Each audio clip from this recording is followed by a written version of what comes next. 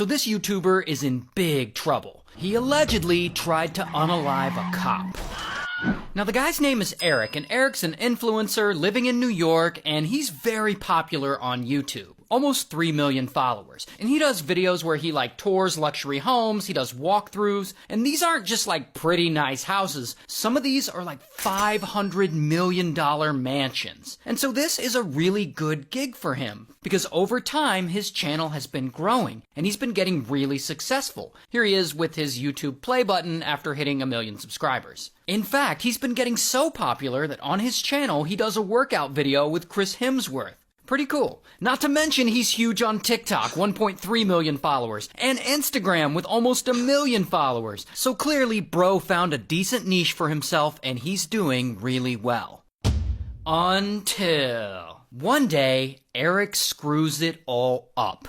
Earlier this year, he puts out a video on YouTube, and in it, he announces that he's been sober from alcohol for several years. 1,444 days sober from alcohol today. And good for him for getting his life together. But then, just a few months later, he apparently falls off the wagon. Because he's driving his Jeep around town one day, and police pull him over. And they find that old Eric is anything but sober. And one news source says he was drunk driving, another news source says he was driving while high on Zaza, so it's likely one of those two things. Regardless, he was allegedly operating a vehicle while intoxicated on something, and so bam, they arrest him.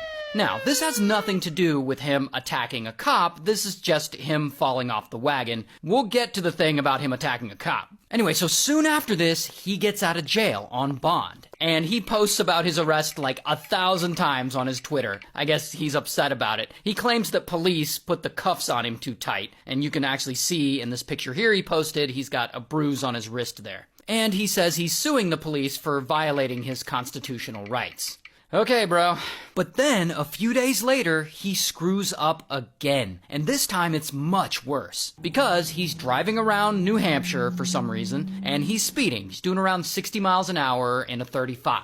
And suddenly, boom, he flies right by a police officer. And the cop's like, oh, hell no. And he pulls out behind Eric, and boo, he turns on his lights. And a bystander actually got this footage of the cop following him. So this is actual footage. Now, most people in this situation would immediately pull over, oh man, I got caught speeding, and then, you pay your ticket and you move on with your life. But that's not what Eric does. Instead, Eric's like, f the police, and he just keeps on driving. So this cop is following him for a while, and finally Eric's like, alright, and he pulls over. So then the police officer pulls up, and he orders Eric to get out of the vehicle. Then, I guess Eric changes his mind, and he's like, fuck the police again, and he drives away again. So now the officer's got to get back in his car and chase him, hoping he'll finally give up and pull over. About 8 miles later, Eric finally does pull over again. But he pulls over to the oncoming lane for some reason. So the officer pulls up behind him and he gets out of his car to approach Eric's Jeep.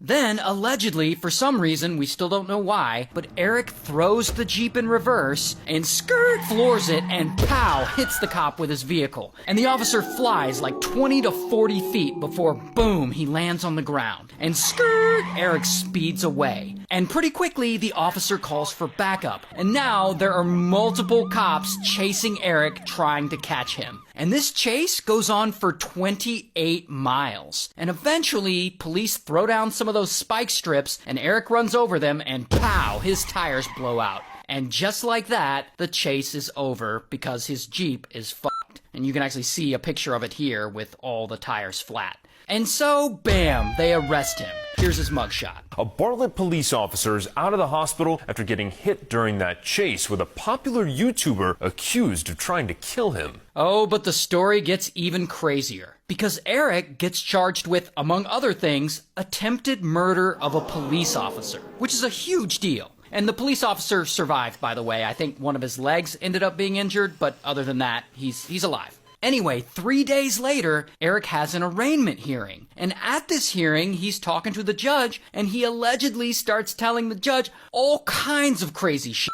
He tells him that he's a popular YouTuber, that he's a public figure. He encourages the judge to look him up and look at his online following because he has millions of followers. Like, I'm not sure that's going to help his case. He apparently also tells the judge that this is all one big misunderstanding, that he's Eric, but that the guy they're looking for is apparently a different guy named Eric. While he's a popular YouTuber, the other Eric isn't, I guess. And he lives in New York, while the real Eric they're looking for lives in another state. I don't know, like, his excuses are weird and confusing, so forgive me if I'm getting any of them wrong. But at one point, he holds up documents and claims that they've been falsified. I have everything right here and it's all been falsified. Then he starts insinuating that the police are all out to get him and that this is all part of some sort of police sting operation. Then he brings up his sobriety. I've been sober from alcohol for 1,558 days, so to press me on a DUI, I'm a public figure. Then his parents show up to the hearing and he starts to break down a little. Mom, thank God, look at me! Eric, they're here to help you. I mean, clearly, the whole thing is just a circus. Now, at this point, someone, I'm not sure if it was a judge or an attorney, they bring up his mental competency. Because nothing he's saying is making any sense, and his behavior's been erratic, and he's acting a bit odd. And for some reason, bringing up his mental competency sets him off. If anyone dares try to test my mental competence, I will eviscerate every single person with my intelligence right now. And that's not being egotistical. I will eviscerate every single person with my intelligence. Look at fucking Rick Sanchez over here. Now, why is Eric crashing out so hard? Like, why is he acting this way? Well, all we have right now are theories. And on the internet, among his fandom, this is the leading theory. A while back, on his Instagram, he was posting some things like this. So you can see in this picture, he's got a pill in his mouth and a prescription bottle in his hand with the caption, "Yeah, the pharmaceutical industry tried to gaslight me that I need medication too, when all you need is some discipline of your emotional state." So what is that bottle of meds in his hand? Well, the internet is saying that it's olanzapine.